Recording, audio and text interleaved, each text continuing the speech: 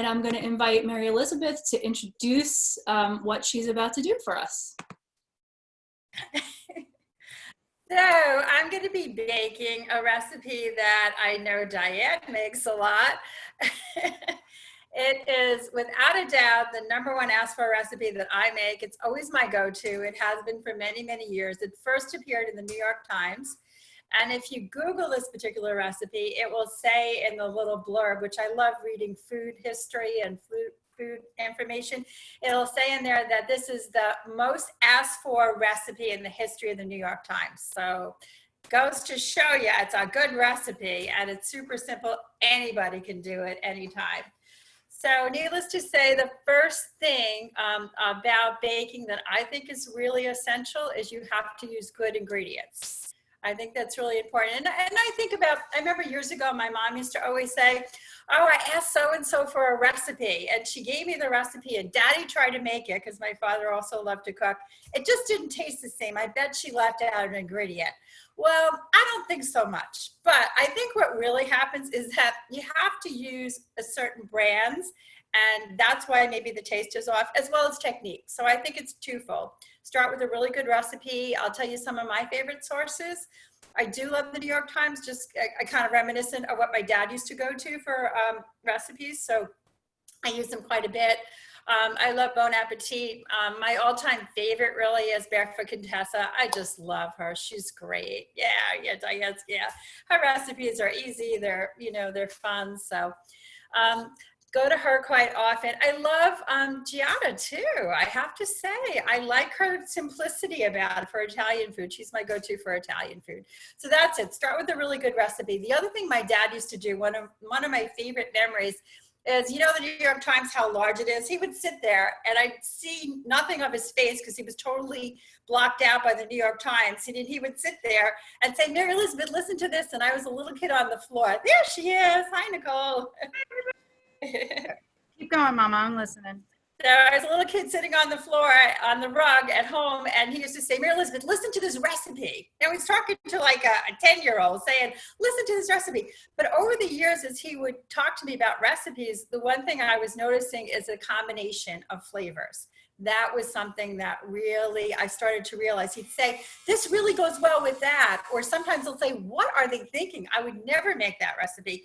And consequently, as I kind of got more experience, a little more comfort level with my cooking, what ended up happening was I would sometimes make a recipe for the first time for guests.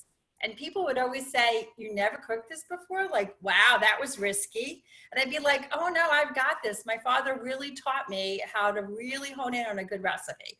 So that's my little blurb about recipes. But Nicole, so Nicole has a baby at home who right now is napping, but I'm thinking, why don't we let you go? Okay, we can come back to me and let you go as long as Sebastian's sleeping. Can you hear us? Yeah.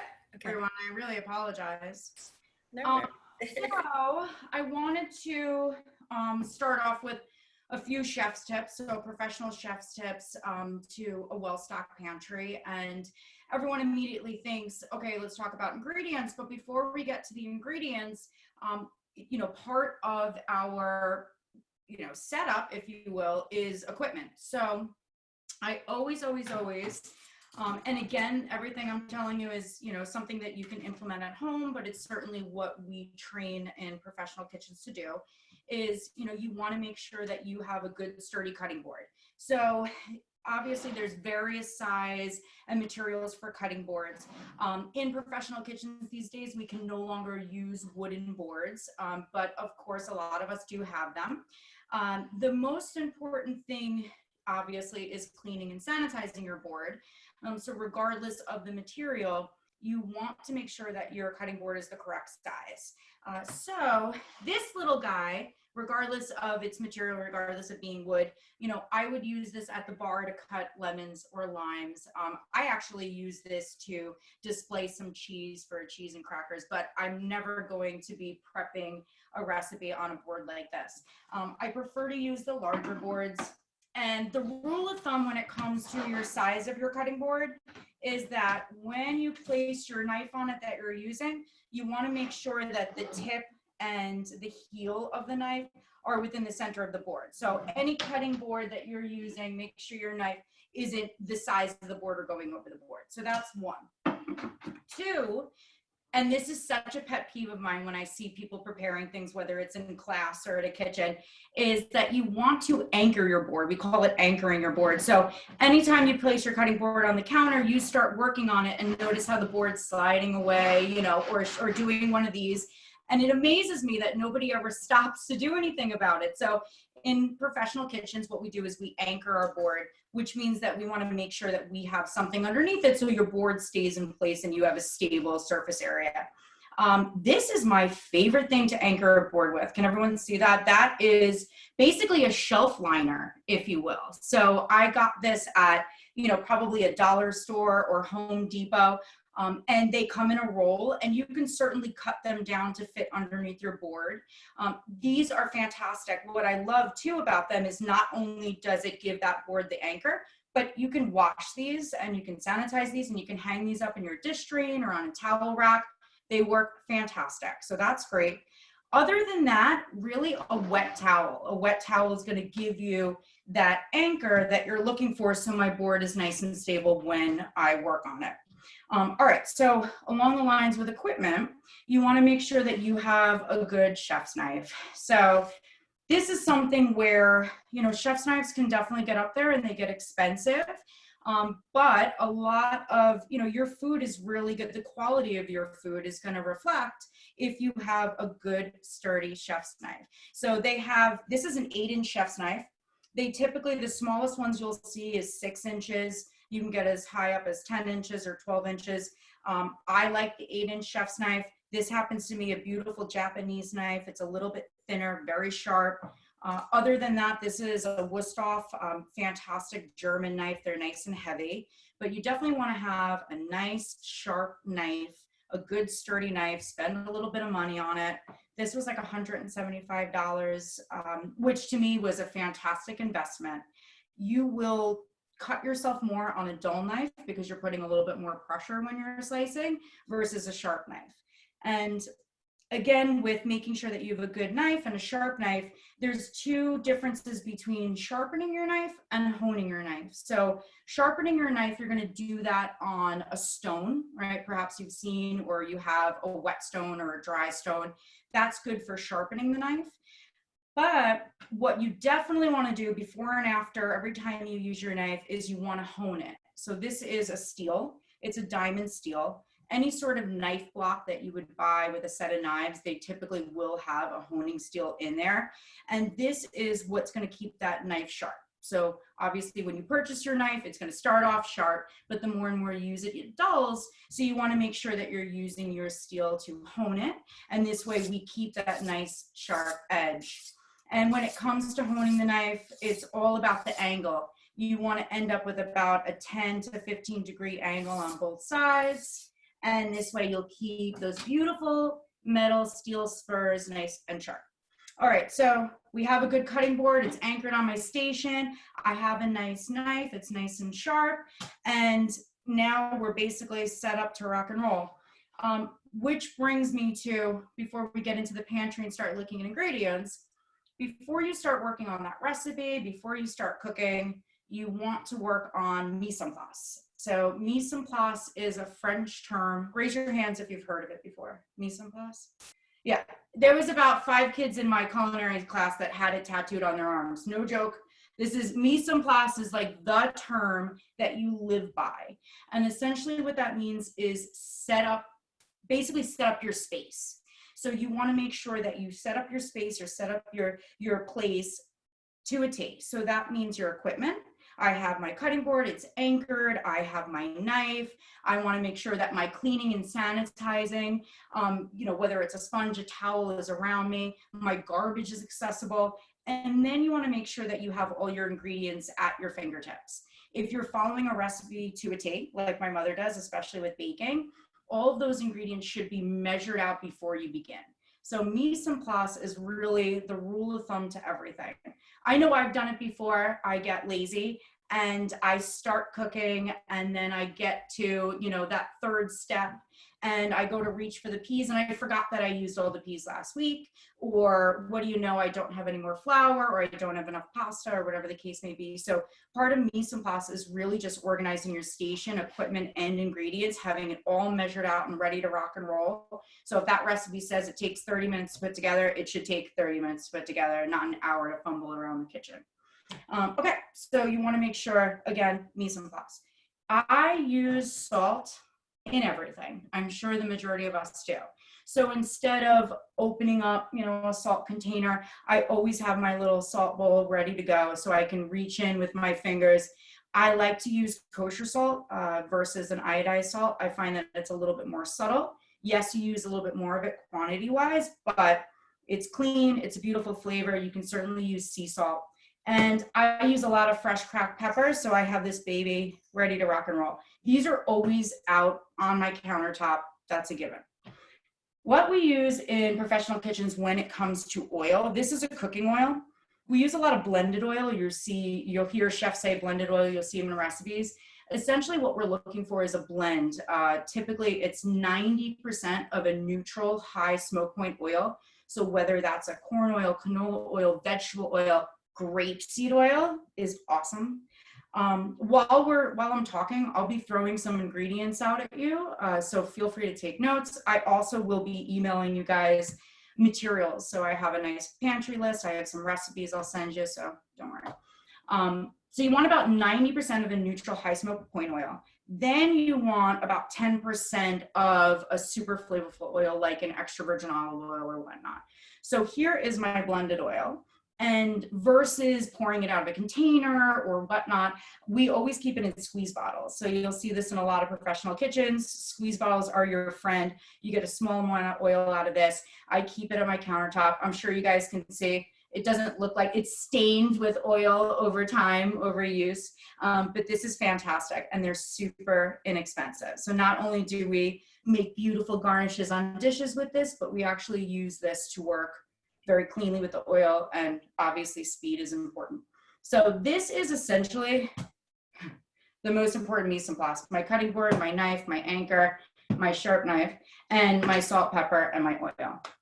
All right, so now I want to get into, especially nowadays with COVID, cleaning and sanitizing is super important.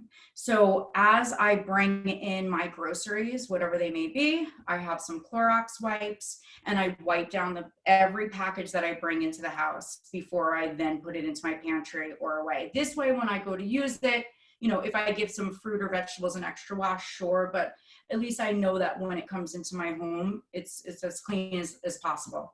When it comes to your equipment, you really want to wash and then sanitize. So washing is removing any of that excess debris, dirt, or whatnot.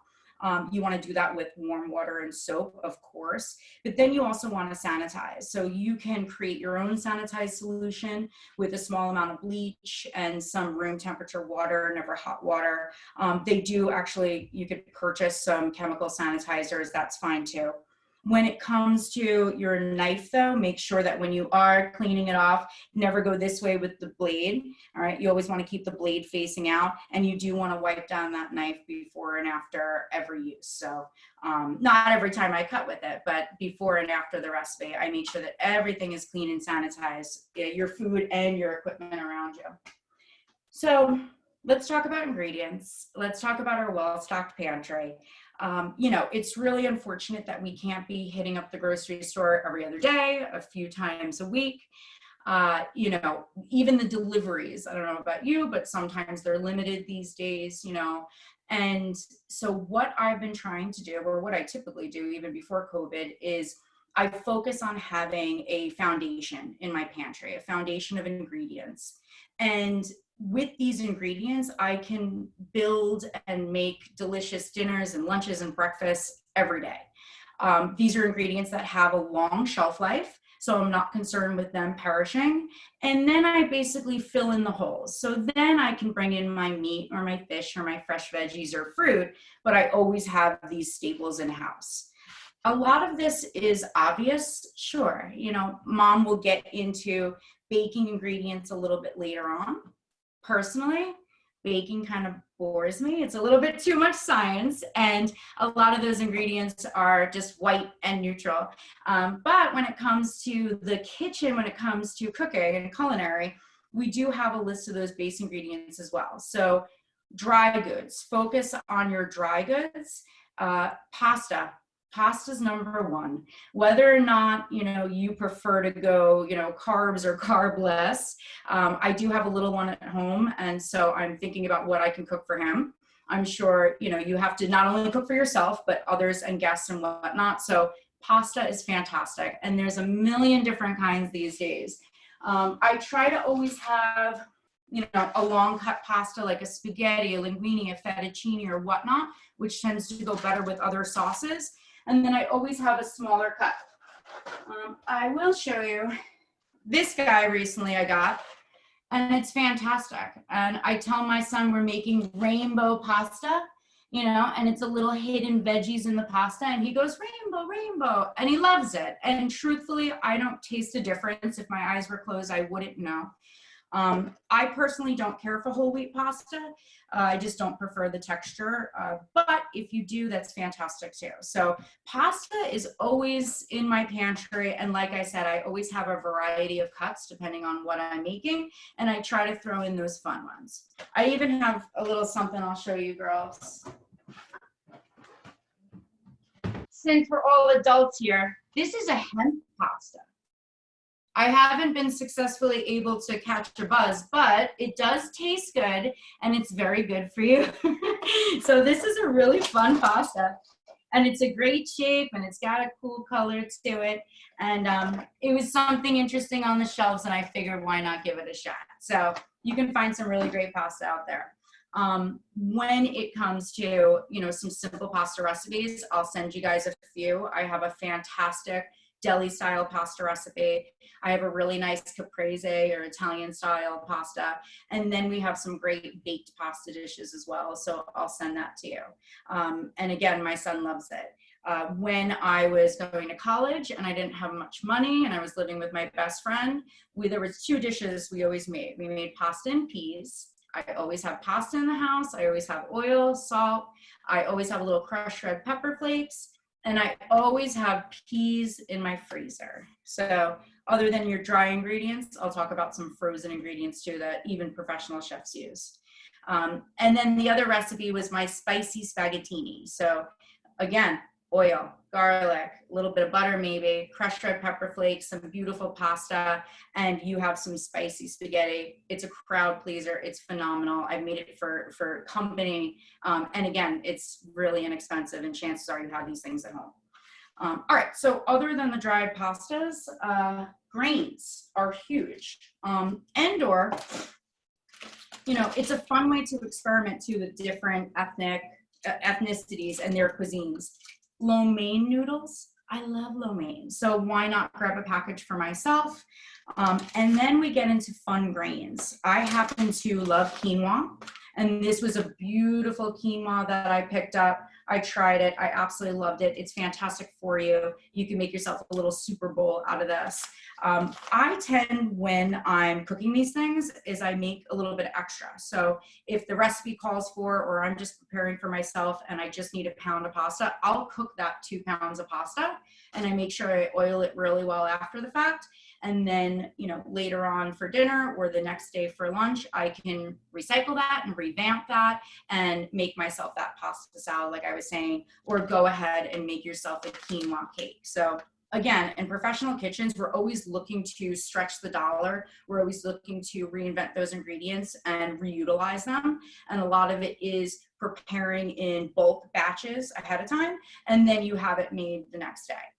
I don't always have the time to remake pasta or quinoa, but if it's already made, fantastic. Now I can spice it up and bring it back to life, and I have a whole new dish. So I have some really great recipes for quinoa for you guys.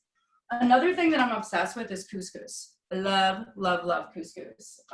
There's 2 types of couscous. You have your greens, right? This is where, even as a chef, I'll cheat. Yes, I'll buy couscous, dried couscous, plain couscous, but I'll also buy these little boxes, this Near East brand. Awesome. and it literally takes 5 minutes. 5 minutes. So 5 minutes, I have a beautiful couscous. This one's Parmesan. The toasted pine nut is delicious. The roasted red pepper is phenomenal. And again, this is a beautiful base if I were to put chicken on it or shrimp or whatever the case, veggies. Really, really good. Really, really good brand. And it takes 5 minutes. This is an Israeli couscous, which is more like a pasta pearl. I love it. I absolutely love it. Sometimes they come in different colors. This happens to be a rainbow one, a little green and red. You treat it like you would a pasta. So like you would cook a pastina or whatnot. But what I found that I like to do with this couscous in particular is toast it. And a lot of chefs do. So we toast the couscous, Israeli couscous, before we cook it. So what you want to do is take your couscous and you throw it onto a very shallow baking dish, right? Obviously you need some sides because it'll roll off everywhere, so don't use a cookie sheet. But a shallow baking dish, throw in your couscous, no oil, no butter, nothing, just dry, and toast it in the oven. Start with 5 minutes, 400 degrees, 5 minutes, shake it around, turn it around, and you'll get a nice golden brown flavor. Golden brown look.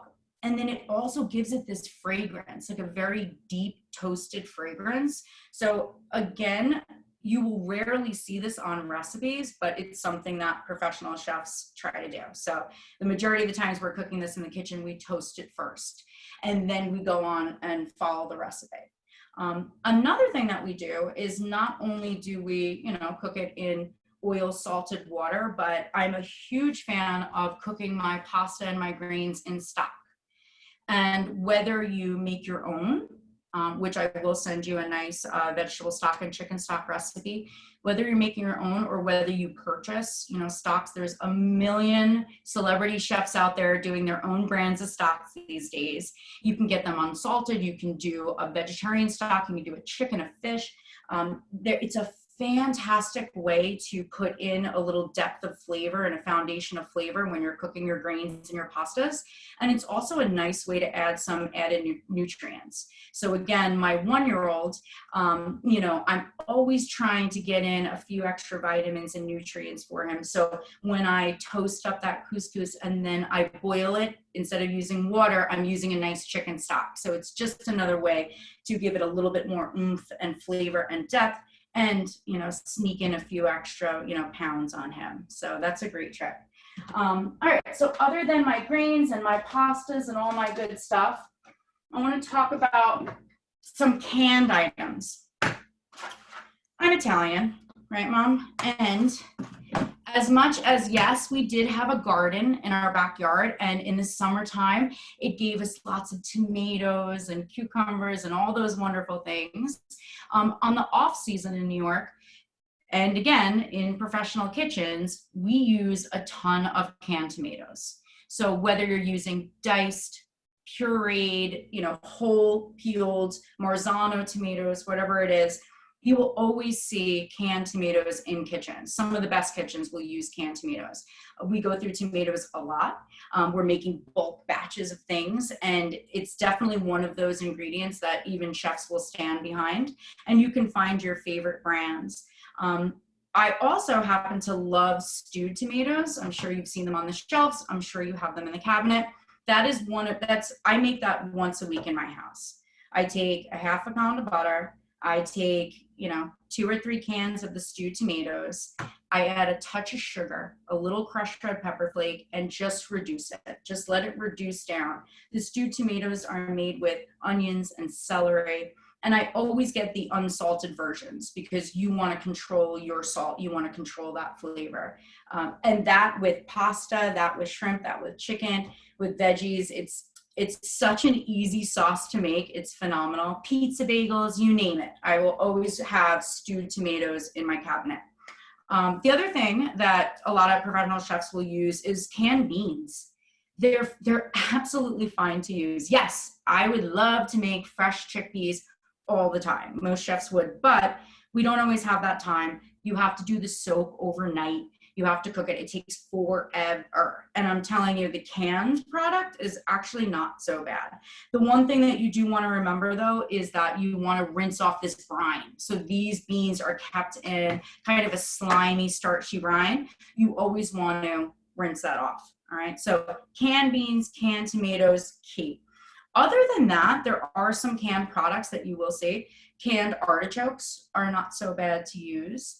And these happen to be canned clams. I love clam sauce.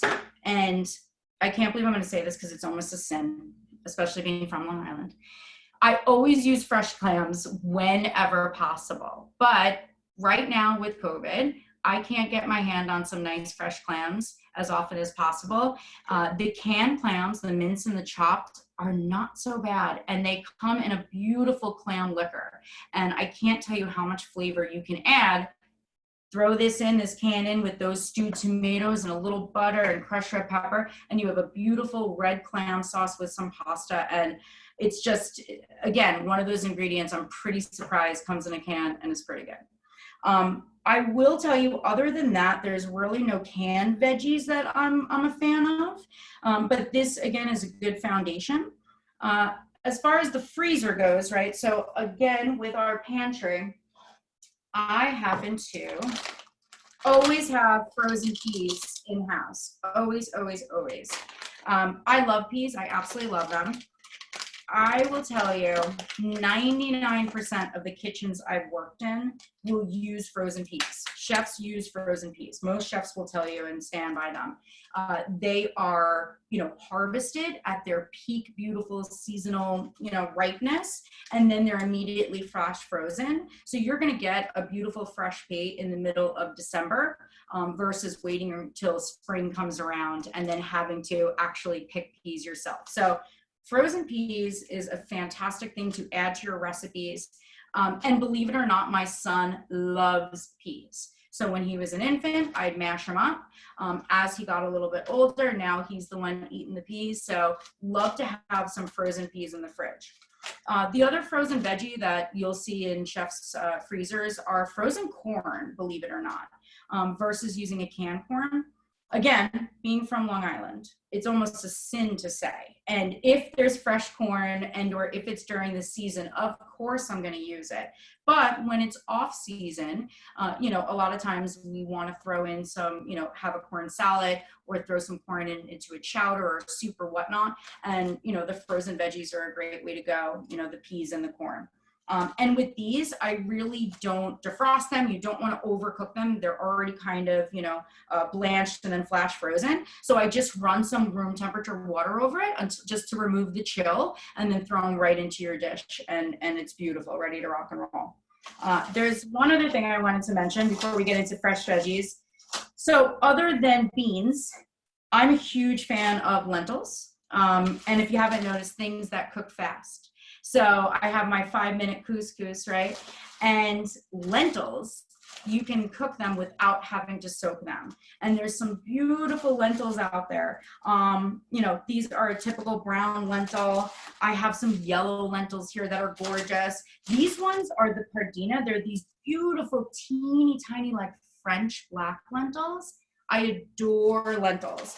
Not only do we have a fantastic lentil soup recipe that my grandma's been making forever, and if I close my eyes, I can taste it and smell it, and it's out of this world. So I'll send that to you guys. But when I cook the lentils, I do prepare them in a stock versus a water, and then you can drain them. And as opposed to putting them in a soup, you can make a really great lentil salad. So again, these are pretty much my base ingredients that are always in my pantry. I always have pasta, I have lentils, I have grains like couscous and like quinoa. I always have some canned tomatoes, canned beans. And then of course, I always have rice. Rice is another one. Whole grain rice, brown rice, white rice. When it comes to cooking these things, following the package ingredient is the best, package recipe is the best way to go. And when it comes to rice, and a lot of these ingredients, it's all about building a foundation. So a lot of chefs are always after grabbing that depth of flavor. You'll hear that a lot, a depth of flavor. the whole point of that is that we are seasoning and treating the ingredients every step of the way. So rarely will we throw in, just pasta in water and then season it after the fact, or lentils, if you will. You want to make sure that you are seasoning from the get-go.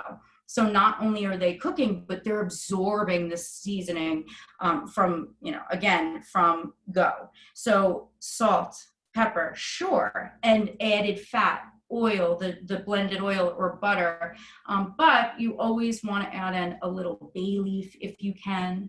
All right, and of course, if you want to get into different ethnicities, you can throw in, garlic and ginger and go the Asian route.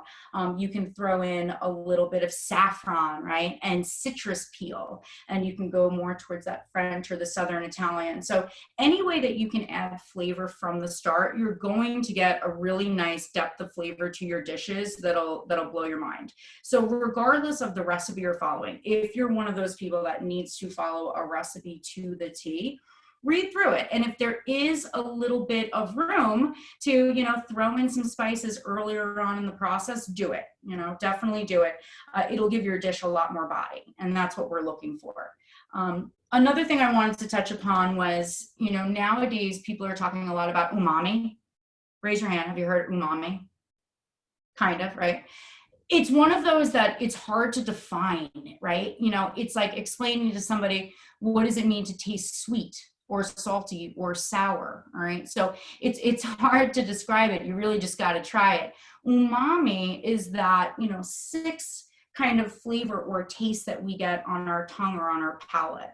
And it's something that chefs are trying to achieve because umami just gives you such a feeling of satisfaction when you try it. And the best way to really define it is it's savory, if you will, right? So we have our sweet and our salty and our bitter and our sour. Our umami is going to give you that savory flavor. It's a very deep, satisfying flavor. And there are few ingredients that will lend to umami and give your dishes a better body. One of them being dried mushrooms. I don't know if any of you happen to have dried mushrooms in-house. Dried mushrooms are second to like bay leaves in a lot of professional kitchens. So not only do we always have bay leaves, whether they're dry or they're fresh, to give our dishes a lot more flavor, but dried mushrooms. And you will find them. Back in the day, you'd have to go to like an Asian grocery store. Now you're going to find them online, no problem. I found them in Stop and Shop the other day. And there's dried shiitakes, dried forest mushrooms, dried enoki mushrooms, tons of dried mushrooms. I don't particularly care for the texture that they get once you do cook them and they absorb and they come back to life.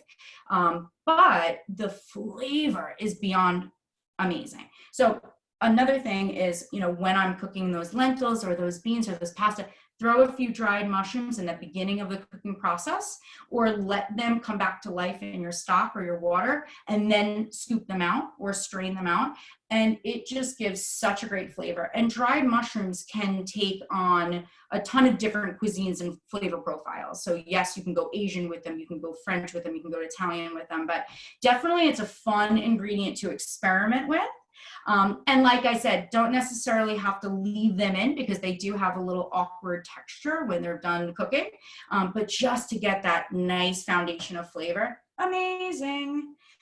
Another thing to give you umami is tomatoes. So sun-dried tomatoes, roasted tomatoes, grilled tomatoes, onions. When you char onions or grill onions to the point that they have a nice black char on them, again, rub off some of that char, but throw in a little bit of that charred onion or those roasted tomatoes in that stock or in that dish when you're building it.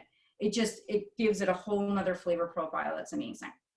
All right, so other than our foundation ingredients, of course you get into, ingredients that are a little bit more perishable, right? So potatoes, Yes, I always have potatoes in house. If you haven't noticed, I'm a carb junkie and I'm proud of it. That's fine with me.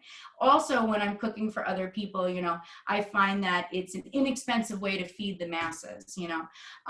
But I also am a modern chef, and not every dish needs to have a starch, a veg, and a protein. But I always do have potatoes in house, and I love experimenting with the different potatoes, whether it's fingerlings or purple potatoes or red bliss potatoes, Yukon Golds or russet potatoes. Next time you're shopping, pick up a different variety of potato and experiment with it. Essentially, potatoes can be starchy. They can be firm potatoes. There's different types of potatoes. There's creamer potatoes. Some are best for roasting. Some are best for French fries. Some are best to mash up and puree. So experiment with different potatoes, but they're so versatile. And I always have a bag of potatoes in the house. The other 3 ingredients I always have is mirepoix. So again, just like mise en place, on the other arm, you would tattoo mirepoix. And mirepoix is always 50% onions, 25% celery, and 25% carrot. That is the base to 90% of your French sauces, 90% of any sauce. So I always have my carrots, my celery, my onions in house. And again, when I'm preparing, these foundation ingredients, I'll always try to start with my mirepoix, and it really just lends a nice savory base. And once you sweat those puppies down, that's when you're going to throw in the dried mushroom or the roasted tomato or the charred onion, like I said, just to develop a little bit more flavor. So every time, I have my onions and my carrots and my celery and I clean those puppies up, I always have a lot of waste or scrap, and again, in professional kitchens, we save that and we're going to make stock out of that. So your celery hearts, your celery leaves, I happen to love to eat them, but if you have some extra, your carrot peels, even wash those carrots. The outer part of the onion, we're not going to necessarily eat this, but if I save this part, the papery peels, and you throw this in a big pot, what I actually do is throughout the week or 2 weeks, I'll have a big Ziploc bag in my fridge and I save all my onion peels, I save my carrot peels, I save my celery hearts, the outer leaves of garlic cloves, right? The majority of vegetables can be used to make a stock. What you want to avoid, though, is any sort of sulfuric vegetables. So anything like cauliflower, broccoli, Brussels sprouts, something that's going to kind of give off a little bit of that funk never really translates well to a stock. And of course, you want to avoid things like potato peels, anything that's going to give it a little extra starch wouldn't help that stock. You want a nice, clean stock. So I always, when I come home from the grocery store, I wipe everything down, especially nowadays, and I clean it up. The other thing I try to do is I take just a few minutes and I will break down those vegetables that I know I'm going to be using, because even I'm notorious of shopping and then I come home and something gets buried in the bottom of the fridge, and then you use it once and then 3 weeks later you're like, oh my God, I have to throw out 6 lemons because they rotted away in the bottom of the fridge, right? So what I try to do, especially if I'm trying to be healthy and I want to eat more veggies, is when I come home, I take those, carrots, just a few of them, and I right away, I wash them, I peel them up, I might cut them down a little bit, wrap them back up in a Ziploc, I put a date on it, and this way, the next time I need to grab some carrots or I want a snack, it's ready to go. It's washed, it's clean, it's ready to go. It's just like when you're buying one of those, round plastic containers from Stop and Shop with the ranch in the middle and all the veggies are good to go. So you're essentially getting yourself one step closer to that prepared recipe, or veggie crudité, if you will. So again, just a few tips for you, what I tend to always do. And then really the last thing I wanted to talk about was seasonality. There's a phrase that we use in kitchens: what grows together goes together. So I try to cook what's in season. I think a lot of our chefs do. Locality and seasonality and sustainability are terms that you're constantly hearing, and in professional kitchens, trust me, we have lists, which I will send you. I have a beautiful list of different vegetables and fruits that are in season for each month, and again, the best, why we like to cook these seasonal vegetables is they're at their peak ripeness. They're going to be the most delicious. They're going to give you the most nutrients, but they're also inexpensive because you don't have to import them or export them, right? Especially if they're local and in season, and they give you a longer shelf life. So because these are fresh and in season and they just came out of the ground, from the farm down the block or the farm upstate, I'm going to be able to keep them in the fridge and use them for weeks beyond a typical fruit or vegetable that, is imported or exported from another state. So again, seasonality is really important to us. And if you are thinking to yourself, what's in season, or how can I mix these ingredients together, or again, just think to yourself, what grows together goes together. So right now we're in May. We're in the middle of spring, all right, or just starting spring. It feels like summer today. I don't know about you guys. Asparagus. Asparagus are the primo spring ingredient, and I love asparagus. And yes, I can purchase it in February, and yes, in September, but I really try to avoid it because it's not going to taste like an asparagus from a spring garden. So again, too, the size, you want nice tree trunk size asparagus. So right now in spring, you're going to see beautiful spring onions. You're going to see asparagus. You're going to see lots of peas. So English peas, fresh peas, snow peas, sugar snap peas. These are all beautiful, beautiful spring ingredients. And, again, if you have to purchase frozen, especially with what's going on, that's fine. You can get some frozen peas. But if you are going to fill in the holes and add to this basic foundation pantry, that's what I try to shop for, is just a few of those precious seasonal vegetables or fruits, and that's what I add to these dishes. And then, of course, your proteins. And if you are living on Long Island, and the grocery stores aren't exactly, being able to offer you the meats that you're looking for, Main Street Meats in Farmingdale, they take orders over the phone. You can give them a call at 8 a.m. and they will give your order the next day. And they're doing deliveries and they're doing pickups and whatnot, and they go to Brooklyn. And so just something to, keep in mind. So sometimes outside of the grocery stores, a lot of the wholesale businesses and purveyors that we use, professional kitchens use, they're now opening their doors to retail. So definitely shop around. Kristen has my information. A lot of you do. My number, my email. Feel free to text me. Feel free to email me. If there's something, like I said, hey, I'm looking for some fresh fish and my grocery store doesn't have it. Where should I go? Anything like that, I'm happy to give you the insight.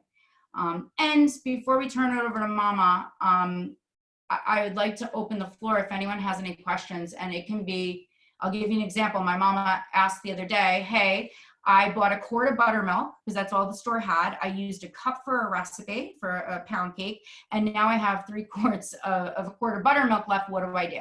And so right away I said, oh, you could do buttermilk fried chicken. You got chicken? Yeah, I do. Fantastic. You got some cayenne pepper? You got this, you got that. Soak it in the buttermilk, boom. You want to make buttermilk ranch? Sure. Here you go. Boom, boom, boom, boom, boom. So silly questions like that. Not that that was silly. It was a great question, but anything like that, feel free, raise your hand. Kristen will, hi.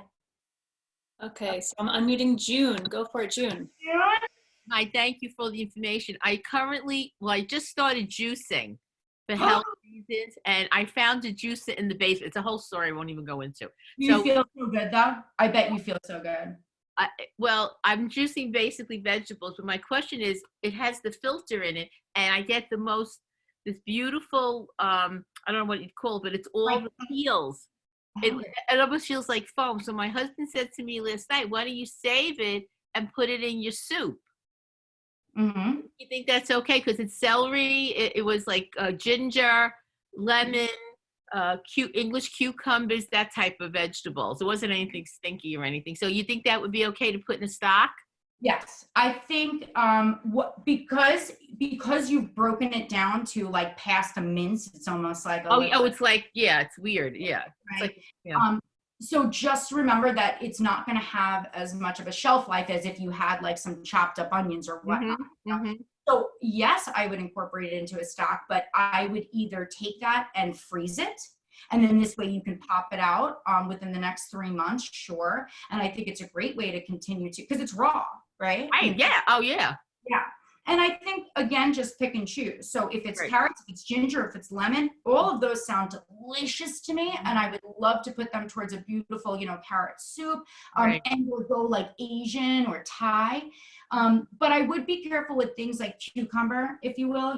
It's 90% water really. And, depending on, other than drinking it, or, it might not add to a soup, if you will, but Yeah. I absolutely 100% save it.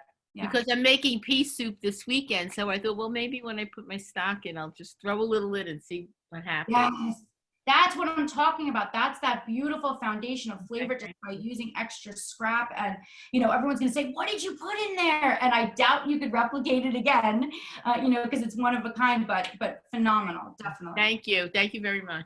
My pleasure. Thank you, June. Next is Anella. Go ahead, Anella. Yeah.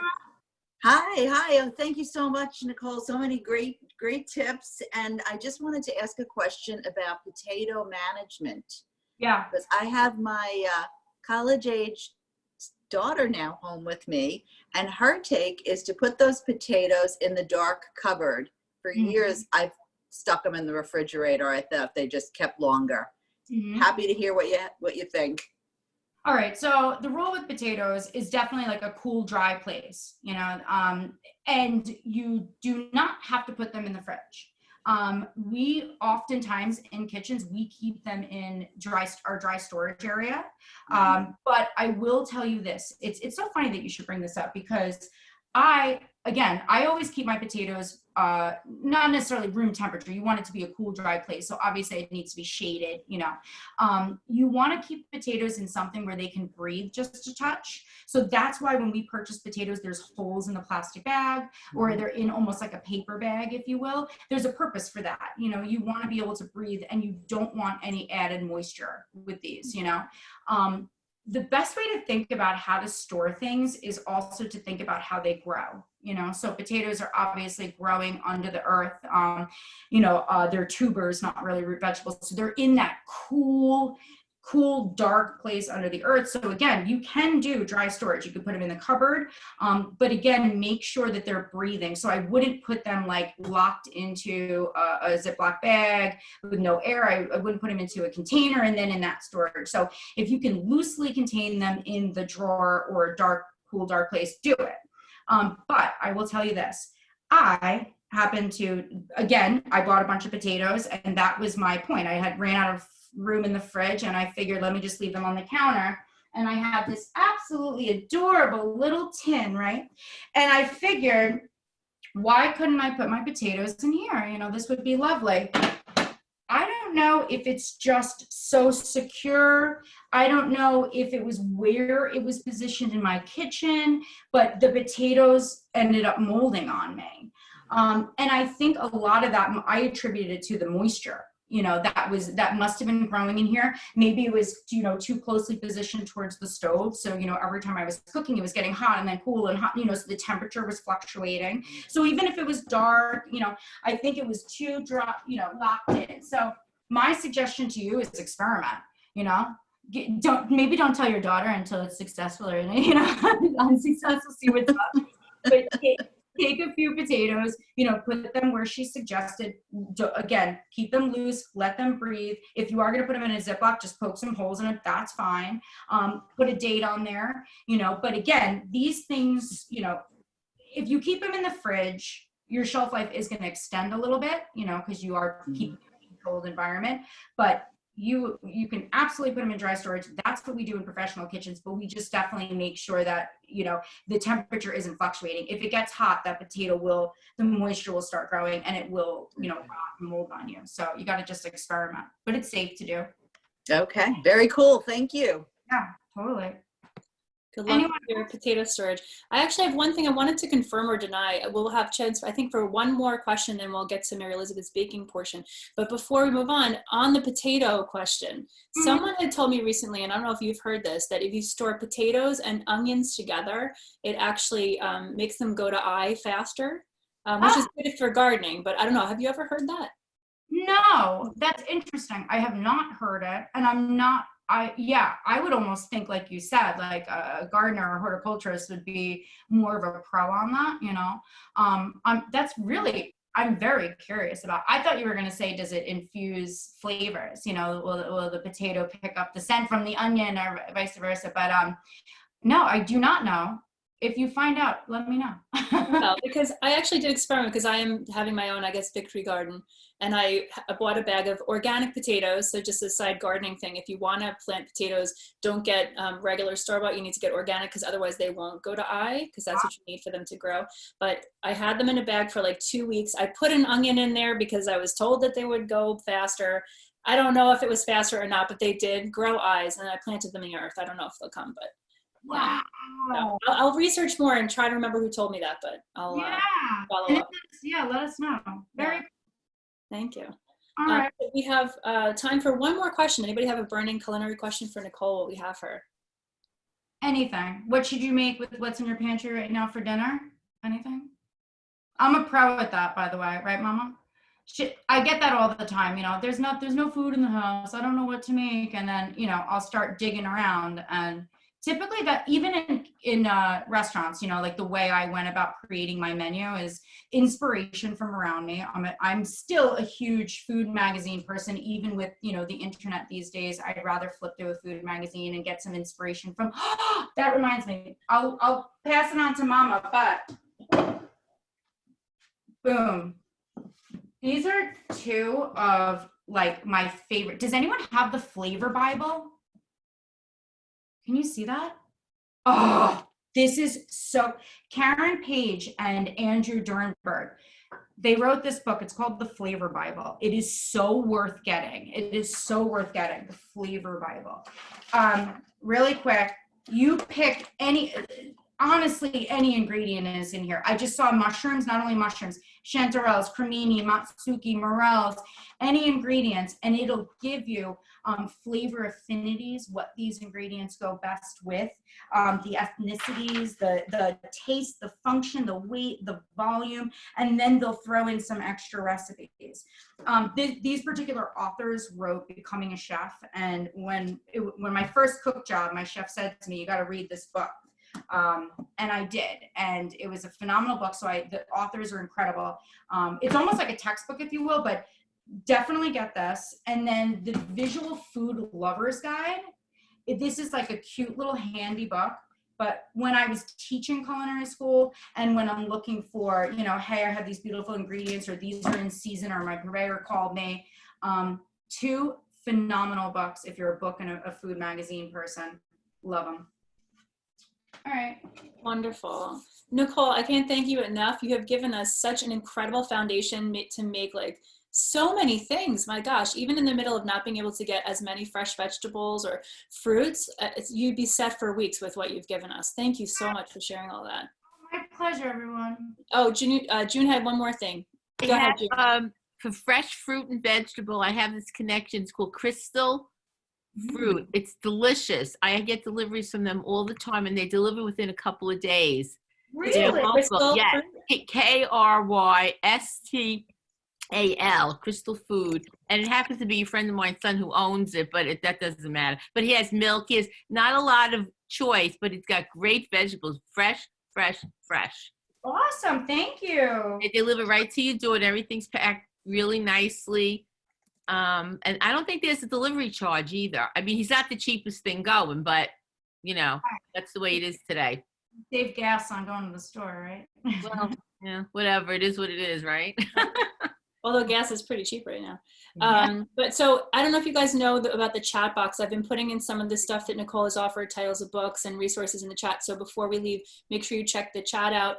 And after we're done with all this, my husband is amazing. He's in production. So he's going to make this into a recording. And then Nicole's email is in here, but it'll also be at the end of the video, which I'll be posting by the end of the week. So you'll have that. That'll be in the credits and how to get in touch with her and Mary Elizabeth if you have any questions, if you want to stay in touch, if you know anybody who needs a personal chef or anything, and I'm also going to ask Nicole and Mary Elizabeth to share any resources that you want attention brought to, that's what this platform is for. If you know of any restaurants you want supported in the middle of this, just by purchasing meals from them, we give them a better chance of surviving through all this. So that's part of what this is all about. So if you guys have anything, make sure you share it, and I'll put it in the post-production for you. And all those recipes, we'll figure out how to get them to you. I'm trying to think if we should have them email you or email, if you're not on my email list, let's do it that way. If you're not on my email list and you would like to be, put your email address in the chat box, and I'll make sure you get all those amazing recipes and tips and tricks. How do you do that? If you go down to see where it says chat, like hover your mouse, it says chat, just click on chat, make sure it can either be to me or to everyone. If you guys want to share each other's email addresses and connect, and then just write your email address in the chat. And then I'll make sure you get on the list to send for just this group. Not working. Do you see it looks like a speech bubble, June? Yeah, I see that, but I have my cursor, but I can't get it to work. All right, I will. I don't know why. Weird. I'm going to make sure that you get on the list. Hold on. Yeah. So we've got June. Anybody else want to get on that isn't able to get into the chat? I don't know why it's not. Raise your hand if you want me. Okay. Are you able to get into the chat? Sorry to do this technical stuff. And you put it in there, Dawn? Oh, I see Dawn. Great. Diane, were you able to get yours in there? Hold on. But I'll Okay. get it to Mary Elizabeth, don't worry. Okay, perfect. Just make sure you're in touch with one of us, and we'll make sure we'll get it all together. I'm going to streamline this process in future, but we'll make sure you guys get everything. And Nicole, again, thank you very much for that wealth of information. My head is like, woo, thinking about what I'm making for dinner tonight with what I have. So, and I'm getting hungry thinking about all those yummy flavors. So thank you. Thank you. Thank you. My pleasure. Thank you. All right, so we're going to pass it off to her mama and master baker, Mary Elizabeth. You're on. Kristen is very, very kind. I am not a master baker. I'm just a home baker, that's all. But, you know, when you do it for many, many years, after a while, you just get a skill set like anything else that you do for a long period of time. So I talked a little bit before about a good recipe. That's the first place to start. This particular recipe I'm making for you today, as I mentioned, was in the New York Times and was the most asked for recipe, without a doubt. The other thing about this recipe is also in Nicole, a cookbook that we did, Harvest Coming Home to Country cookbook. So it's in there as well. Easy enough to pick up. I want to talk a little bit about my pantry for baking. Of course, I have all the, I think, obvious ones. The flour. My flour choice is King Arthur flour. It's a little bit more expensive, but it is well worth it. So if you really want a good finished product, it's all about good quality ingredients. So if you're going to bake something and you want to have something that's really impressive, go with a good flour source. The other thing that I have to say I absolutely adore, and sorry guys, is if you're making anything with unsweetened cocoa, use this one. Oh my God, you can get this on Amazon actually. It's Drosty. It's from Europe. And you can also, some of the supermarkets, the finer supermarkets will have it, but the difference in the quality of any kind of chocolate that you're baking is unbelievable. It is $10 for the box, so it's significantly more, but well worth it. So that's one of my go-to. If I'm doing anything with, trying to see if I have it. Yeah, if I'm doing anything with chocolate chips, I have to have Ghirardelli. And that's also, I can't really see the top, but Ghirardelli to me is one of the better baking products. It's a little bit higher than the Nestle's or the store-bought one, but again, well worth the flavor. That's my go-to chips. For nuts, this is something Nicole taught me a long time ago. And for years, I was a little bit reticent to do it because, again, I do things kind of fast and a lot on my plate.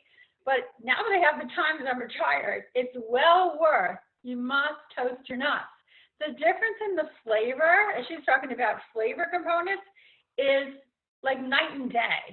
You know, Kristen, as I said, she's very, very kind whenever she comes over, but these are just a few little things that I'm doing that maybe is making a difference. But you just take your nuts. I always use parchment paper. Parchment paper is my go-to. I bought a case of it years ago. It's a joke. When I went to culinary school, I still have about at least 3/4 of the case. I pull it out, put that down, put your oven on 350, lay the nuts out. You do not want to chop them first. You want to have the whole nuts on there. You bake it for 10 minutes. You pull it out, let it cool. Then you use it. Then you chop it if you want to put it in your recipe. The flavor, it's unbelievably flavorful. So that's a step I would definitely say do not avoid either. All right, so that's it for that. As far as this particular recipe, so as I mentioned, I'm making a torte, pardon me. And I just wanted to clarify that. So a torte is that 1 inch thick pastry that has the actual crust on it, and then you usually fill it. And what a torte is more cake-like. So this will be a torte. As I mentioned earlier, I've been doing this one for years. It always comes out excellent. And Nicole and I were chatting earlier this morning about what we were going to be reviewing. And she reminded me something really nice about this, and I'm not sure why it occurs. It almost has like a shortbready taste to it. So it's very rich, very flavorful. The other thing too is that the one you'll find in the New York Times is for a plum torte. So it was originally featured in September when the Italian plums, the little tiny ones that are so flavorful, came in. And you can certainly buy them in September. You can then freeze them and then just pull them out as you need them. What I really prefer to do with the fruits is whatever's seasonal, as Nicole pointed out, and you can have a myriad of different fruits to use for this recipe. The one that I'm using today, and I did start to chop, so I just wanted to make sure to show you that my go-to apple for baking is definitely the green one, the Granny Smith. To me, that's tart. It's the most flavorful. It's great for baking any kind of cakes that you have. But I really want to stress the fact that if you're doing a pie, then it's completely different. For me, with pies, I typically like the Honeycrisp pies, and I also like to do a variety of apples. I think that really will elevate the taste of your apple pie without a doubt. So those are a couple of things I do. The other thing I say to people too is they'll say, yeah, you gave me that recipe, but it didn't taste like yours, like the story I told you earlier. And I often will say to people, if you're not familiar with the culinary terms like cream, butter, and sugar, it's really important. We have the benefit nowadays of going onto YouTube. Yay, I love YouTube for just about everything I do now. And you just jump on there and you just put in cream, butter, and sugar, and it will show you. And after a while, Nicole has a wonderful phrase, I guess a statement that you always write, Nicole, you always sign the cookbooks with it, was cook with your senses and your food comes alive. And I love that. But it's very, very true with any type of cooking or baking. You want to start to visualize. So after a while, you're going to know the color that you want to achieve, which is a pale yellow color, when you're creaming your butter and sugar. You also want to be able to see the texture of that, and you know it's just right. So anybody who knows me well knows that I have more of the scientist in me from the nursing background. And because of that, I'm very precise. I do believe baking is a precise science. I will go to the levels of detail of measuring my baked goods, but you don't necessarily have to. But again, if you just want to elevate it a little bit, you can certainly do that with a kitchen scale. So let's go on to the butter. Now, everything is mise en place, as Nicole says, so I'm going to try to show you a little bit. I got everything ready there, okay? But what I particularly want to stress is that although I agree with what Nicole said, I'm going to add to that, is because I had 4 kids running around the house, and I was constantly multitasking, and someone inevitably would interrupt you, be it a phone call, be it whatever. And there have been times in my life that I have to confess I've left out a key ingredient. So for me, I must mise en place. And now that I'm getting a little bit older, a little forgetful, it's really good to have everything there. As I use the ingredient, I take it and put it to the other side. That's another thing I've learned. I might have mise en placed everything, but then what occurs is I get distracted easily, and then I can't remember did I put it in or not. So really, these are small things, but I really have found that they've been helpful over the years. Okay, so butter. When it says to soften the butter, I'm going to kind of tilt this a little bit so you can see it. All you need to do is the first thing you want to do when you come into the kitchen to cook a recipe is you want to take the butter and just rough chop it into tablespoons. No big deal. And once it sits like this, by the time you mise en place the rest of the ingredients, it's going to be exactly at the texture and soften to the point that you want to use it. Before that's going to be too hard, it's going to be clumpy. You're not going to get that lovely cream texture that you're trying to achieve. So that's really key. That's all you have to do. So that's going into my mix master. I'd have to say to any young chefs, if you know of anybody, a Christmas present, and they like to bake, a KitchenAid to me is essential. The other thing I'm going to be pouring in here is just my sugar. Now, as I mentioned to you, because I'm so precise, and Kristen, I want you to mute me, and I'm going to be putting this on for exactly 3 minutes. I'm going to put my timer on and have it a beat on high for 3 minutes. While I'm doing that, Nicole, could you mention some other fruits that you might add to this? Would that be okay? Hi, back again. Okay, can everyone hear me? Yes, okay. So like my mom said, plums were the first time she ever made this recipe. I absolutely adore this recipe. I'm not gonna lie because my mom can't hear. The best person that makes shortbread, Lorraine, is Lorraine. But this recipe tastes just like shortbreads. It's cakey and it's almost like a little bit hard, but then there's this cakiness to it. I adore this. This is one of my favorite things my mom bakes. We made it with Italian plums, which are super tiny, and they were out of this world. But she's also made it today. She's making it with apple. I've had it with apple. Pears go really good with this recipe. And again, this recipe, you have the base foundation, but then the fruit, it's an extra step.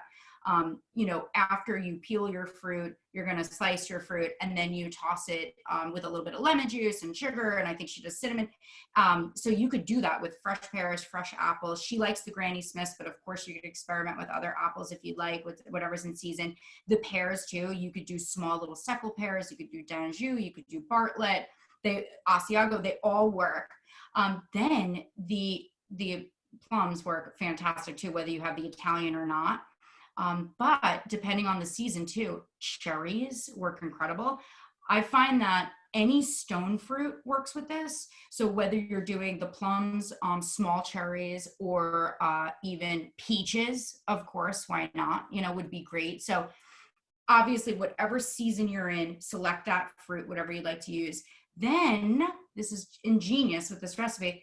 Not that I did kind of come up with it. All right. Canned pineapple or canned peaches. So if you have canned fruits, which the only canned fruit I've ever had was canned pineapple, because my mother puts it in her carrot cake and it's like, it takes it to a whole nother level. If you have canned pineapple, canned peaches, you can use canned fruits with this as well. Just strain it out of any of that, brine that it's sitting in, and then carry on with the recipe, but it would work with any of those. Maybe not berries. I guess you could use berries, but that's for another recipe. Stone fruits or whatnot. Okay, I'm back. Thanks for taking that over, Nicole. I appreciate it. If you're using an apple, Nicole mentioned you want a security cutting board. I did that by use of a paper towel underneath that was wet. But the really important thing that she taught me as well is that apples roll around. You want to make sure, especially when you're using a good chef knife. And if there was one thing that I would buy, like a new homemaker, it would definitely be a good knife. This one's actually from my friend Lorraine there. It was gifted to me. It's a global. But this to me is essential. And one thing Nicole has also taught me is that we don't need a lot of gadgets in the kitchen. So this is my go-to. Make sure you cut the side of the apple off so now it's flat. So when I put it down on my cutting board, it's not going to be rolling and wobbling around. What I've done too is I have fresh lemon, only use fresh. It makes a big difference. I took all of the apples before for a time and you just slice them thin like you would for if you were baking an apple pie or an apple crisp.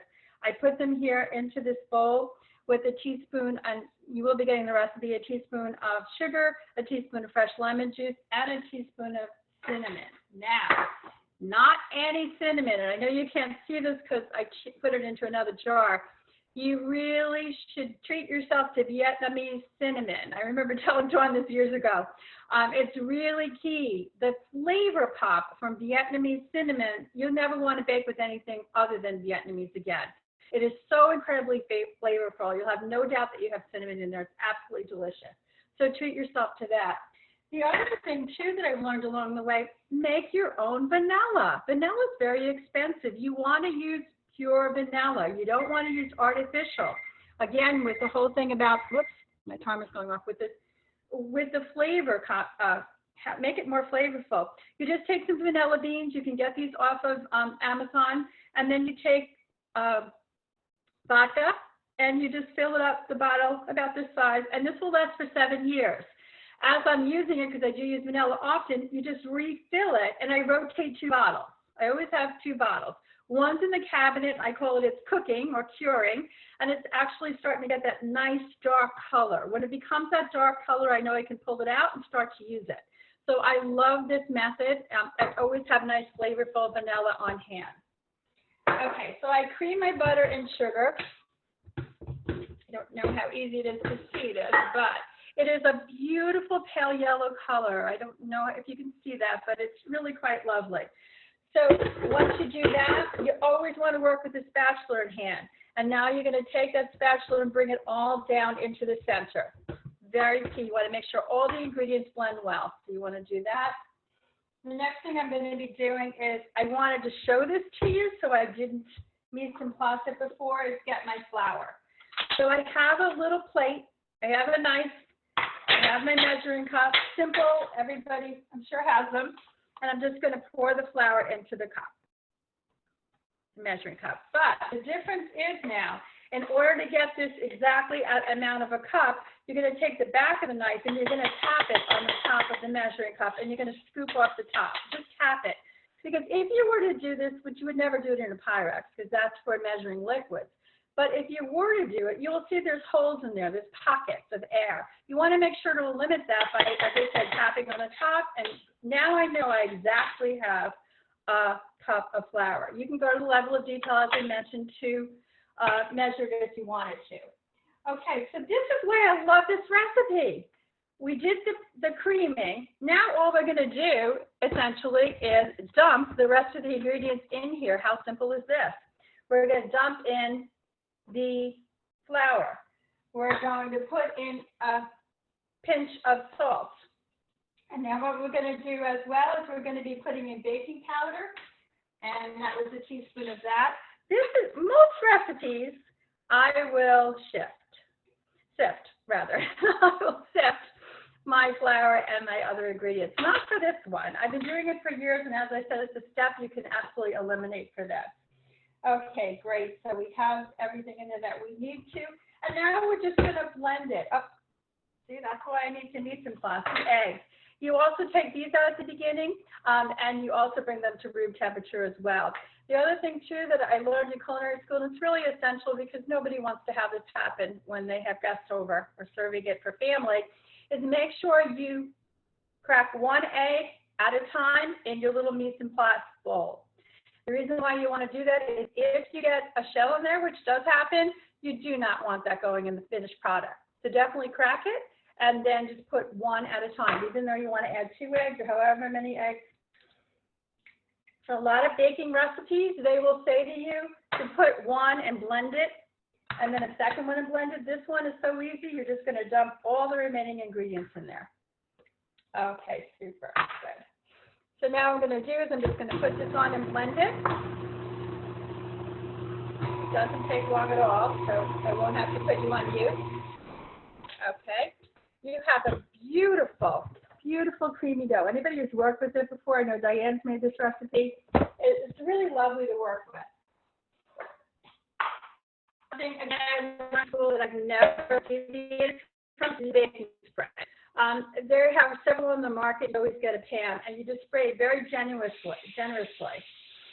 I don't use butter. Now, if I thought that this cake might need a little extra help, then what I would do is put parchment. I would actually make the parchment in the form of a circle, identical to the size of the pan, and put that down.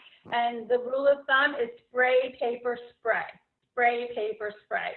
This particular recipe I know is super easy. It's not going to be problematic to me. So because of that, this dough is really nice to work with.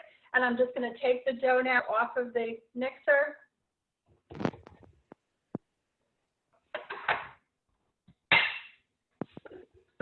Using my spatula once again to help me get it in there. Now, another nice thing about this too is you can use an 8-inch, a 9-inch, or a 10-inch springform pan, but it has to be a springform pan, so whatever you want. And you're just going to take your fingers and you're actually just going to press it into the sides. Nothing fancy. One thing that I like, what we call is raw baking. So I'm not into baking pastry arts where hyphen and what have you. This is pretty basic. You're just going to spread it till it gets to the sides. It has that stick of butter in it. So inevitably, this is going to, even when you put it in the oven, it's going to make sure to get all around here. So you want a nice even layer. I'm almost there. Okay, great, super.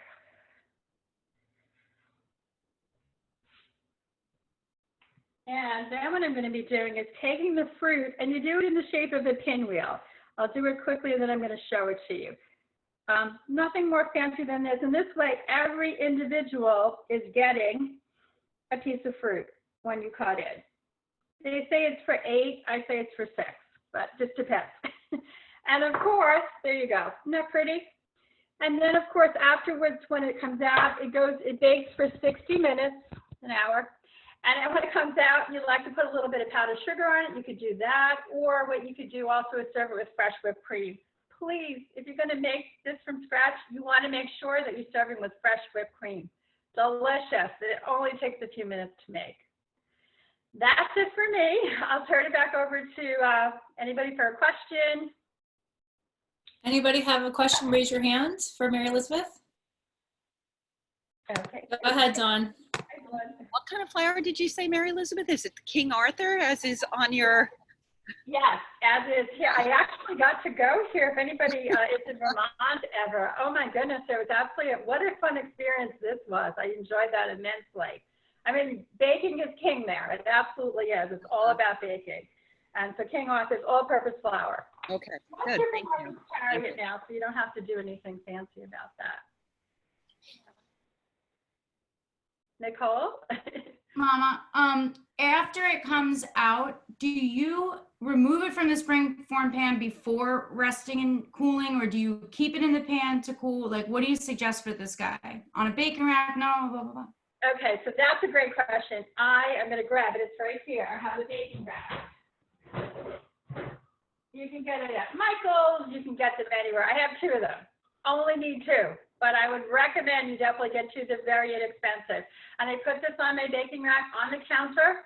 I keep it in the pan until it's fully cooled. Then I take a little knife and I'll go around the sides just to loosen it up a little bit. And that's about it. And then it's ready to serve. It keeps really nicely. I have it, I don't know if you can see in the background, but I have one of those pretty glass dome cake holders with the glass on top. It'll keep in there for at least a week. It's a great recipe. You can also freeze this recipe. When you freeze anything, Nicole taught me this, and I agree, this is really the key. You double wrap it in saran wrap. So you wrap it once, you flip it over, you wrap it again. Double wrap it. Then you can freeze it. When you pull it out, you want to defrost it, put it on 300 degrees for about 20 minutes. It's going to bring it up to a nice temperature for serving. From frozen? From frozen. Well, you want to defrost it first. Oh. Okay, it looks like Diane has a question. Go ahead, Diane. Not a question, but as Mary Lou, I just made this last week. This is the best recipe. I've been making it for 1,000 years, and universally, everybody loves it. Loves, loves, loves. I also found putting the parchment paper on is really beautiful. I mean, I always tell people parchment paper changed my life, but especially in this recipe, you just peel it off and it's really beautiful. But so make it 1,000 times. We had it, I made it last week with apples that I forgot to take the peels off of, by the way. But we still ate it all. Thank you. Yeah, that's a good point. Thanks. Great. Anela, did you have a question? Yeah, I did. So with parchment paper, which, you know, I'm not a big baker at all. So if you do use it, is it always rule of thumb to spray, then parchment, then spray again? As I've used it just dry, and maybe that's not the right way. It's actually okay. You know when I use it dry, Anela? I use it dry for cookies. So that will go on my cookie sheet, and then I don't put any butter at all. You don't need to grease it. You put and oh my goodness, the cookies come out perfect all the time. They never burn. So that's for that. But for any other cake recipes, I would toward spray paper spray. I always find it works beautifully.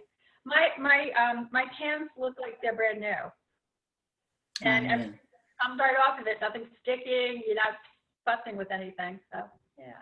Great, thank you. You're welcome. Thanks. Good question. Oh, it looks like Dawn, you have another question? Yeah, I do. Go ahead. You use the parchment with the spring corn pan? Yeah, I will do that. This recipe, has a lot of butter in it. So, but Diane just said she uses it. So, you have to experiment with your oven, your heating. It's all about timing. I'll just tell you a quick aside. In school, when we were learning, one thing she would not allow us to set a timer. She said you have to learn how to smell it, and Nicole can confirm this. Okay, you have to learn how to smell it when it's done. Have you ever had that happen? You put the timer on, you run out to do laundry or something like that, and all of a sudden you go, oh, it's done. You run back in the kitchen. So after a while, you learn that. You want to go by that actually more than a timer because of the fact that ovens vary tremendously. So it's really important. But to go back to your question, yes, you would even with the springform pan. Yep. Okay. Yeah. Oh, another question from Nicole. Unless everyone knows already. Mom, do you do that trick I taught you where you how you measure the parchment so it fits perfectly in every pan? Do you do that? That's not, to be honest, I don't, but it's a great trick. Why don't you show them? I'll show you. It's really quick, but this, again, I learned this in culinary school a million years ago, and it works every time. So parchment paper is in the rectangle, right? So what you do is essentially you're giving yourself a triangle, you know what I mean? So fold it to where you get to a point. Boom, like you're gonna fold a paper airplane. Then you take this, and here, I'm gonna pretend like this is my pan. Boom, here's my pan. You have your little triangle. You're gonna continue to fold. I'll show you in a second. I'm basically just folding, folding, folding, folding. So I just keep folding until it's a triangle like this. And then you take the point of your parchment, place it. You could flip your pan upside down if it's awkward to work with, or you could do one of these. So this is your springform pan. You take the point, you find the center. Right here, we would bend it so we know where to cut. You bend, you take a scissor or a knife, you do one of these, you cut it like so, and then essentially when it opens up, you have your little thing you open it all the way and then it fits like so. This isn't parchment, but when you cut the parchment, you'll see. You open it. Perfect circle, yeah. It's a perfect circle, precise. Anyway, it's a good trick. I use that all the time. You just fit it in perfectly, Mom, because you're perfect. After a while, you just kind of get to know, so I just cut it by eye, but yeah. I bake a lot. I bake at least, oh, that's what I wanted to tell you guys. This is one of my favorite new finds for the quarantine. So I bought 4 of these in Chicago pans. It's a mini loaf pan. And any recipe I have, I've done it with cake recipes, I've done it with quick bread recipes. I put them into the pan. So a normal recipe will usually give you 4 of these. The same thing, take them out, let them cool to room temperature, double wrap them in saran wrap and freeze them. So if you go to my freezer at any given time, Kristen thinks it's magic, but whatever she comes up with, it's always fresh baked goods in my house. This is why. They've all been frozen before. And how much can you really eat? It's just, this is like the perfect size for 2 people. You know, you just have a couple little bites. And anyway, that's my new quarantine. Everything's going in these mini loaf pans. Love it. That's a great advice. It's also, I've been looking to break bread with friends that I've been talking to. So I made a banana bread and I halved it and I sent half to one friend and half to another so we could Zoom and, you know, break bread together. So that's another thing if you're looking to kind of share baked goods with people who are kind of isolated or quarantining where there's no kitchen or whatever. That's another way of making it stretch, I guess, too. And I think, don't they make wonderful banana bread? So maybe you could share that recipe with the folks too. Oh, it's my grandma's recipe. Sure. Yeah, I'd love to. What was I going to say? So those loaf pans remind me, a friend of mine has a if you guys have heard of this, Nicole or Mary Elizabeth, they have, they look like muffin tins, but they're in the shape of loaf pans. So they have do they make those with the 4-in-1 loaf pan too that you're aware of? Either one of you? Yeah, I don't know. I've not seen the 4, but they look like little loaves and they're in like a full muffin thing, right? Yeah. Yeah. I don't know if it's 4 like that size, but we've seen them more like mini loaves now that I'm thinking about it. But we have them in the kitchen where there's like 8, I think. I think there's like 8 or something. But I wonder if you could find different sizes. But those are great. And if it would spread out as much as you're saying. Because I have a friend who makes, she likes turkey meatloaf, and she makes little mini turkey meatloafs and that to set her up for the week. Oh, That's a great idea. Love that one. That's right. Yeah. Cook once, eat 10 times, or maybe not that many times. But, you know. Sounds great. Good. Oh, it's so great seeing everybody. And Ella, it was great to see you. Dawn, Diane, Lorraine. Thanks, June, for coming in. Great. Thanks, Kristen, for having That's us. fine. My pleasure. And before we go, just a couple logistic things to make sure we get everything that you guys wanted, all the amazing tips and recipes that you shared. And I put some of it that I caught in the chat. So before we leave, if you guys want to look in the chat, I put down Mary Elizabeth's email address, Nicole's email address, my email address if you wanted to get on to find about other things. I put June's tip about the crystal food, meat market, those kinds of things. So if there's anything else before we go, put it in the chat, make sure, and I will make sure that that transcript gets put in the email that I'm going to send to all of you guys with all that stuff. And again, if you want to make sure that you got the email that we're going to compile, I think either write to Mary Elizabeth, Nicole, or myself, and we'll make sure that it gets around to everybody who was here. Yeah, Nicole wants to share something. Yeah. I'm so sorry. I just I have another email address. I have a personal email I'll give you ladies for this. Oh, yeah. So That's okay. disregard the one I gave you. Disregard that one. That's my work one, but obviously because of COVID, we're not, you know, I rarely access that. So I'll send my personal email. I'll put it in the chat. I could do that. Perfect. So watch the chat, you guys. And if anybody has anything else they want to share last minute, if you want to put it in the chat, if you don't know how to put it in the chat, raise your hand, tell me, and I'll put it in the chat. And while you're doing that, just another heartfelt thank you. It felt so homey and warm to be in your kitchen again, Mary Elizabeth.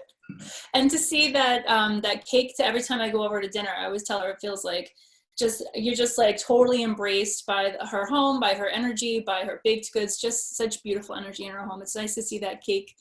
And now I know it's not magic, but it is. It's your planning magic, so. Great, Right. good. Yeah. Oh, June wanted to say something else. Yeah. Question for you. I have friends who wanted to join the chair yoga. So would they just email you, or you want them to call you or text you, or how would they get in contact with you? Good question. So those of you I'm just meeting, it's nice to meet you, and I'm so grateful to be here with you guys. I teach chair yoga a couple days a week. So if you're looking to get some movement and breath work and relaxation in, I teach 2 public classes a week, and then I offer the recordings Thursday, Friday that are available for a week after that. So if you're interested in joining, just write to me at that email address. By Lorraine, Kristen Orsini Healing Arts. Have them write to me with their email address, and I can get them on the mailing list, so they'll get all the information. Okay, thank you. Yep. And the last thing I guess is if you guys know anybody else who has a business or an idea or something that they want people to know about during this crisis and us all finding our new way, and they'd like to showcase what they do, whether they are offering a service and they want people to know that it's available still, or a restaurant you'd like us to support, or some kind of thing that they could present and do a Share Your Spark, also email me with the title Share Your Spark on the subject, and let me know, and we'll get you on, and you know, just share each other's information, stay in touch. Yeah, so let me just make sure we got Nicole's. Oh yeah, where is that? See, it went away again. Thank you so much, Kristen. You're phenomenal. Oh yeah. So Nicole, did you send the? I don't see your email address, the one that you want us to use. It looks like I just sent it to you privately, so I have to. Oh. Let me look. I sent. Let's say. Everyone. Never mind. My apologies. All right, I'm sending it to everyone right now. I keep saying by the end of this quarantine, we're all gonna be so tech and Zoom savvy. It's not even funny. Because I'm learning all the time. There we go. So it's Nicole Roarke at gmail.com. Perfect. Okay. And now I'm gonna go make something to eat. I don't know about you guys, I'm starving now. I'm gonna cook. Yay. All right, you guys, be well. Thank you. Stay in touch. Thank you, everyone. Thank you, Mary Elizabeth. Thank you, Nicole. So nice to meet you. Thank you.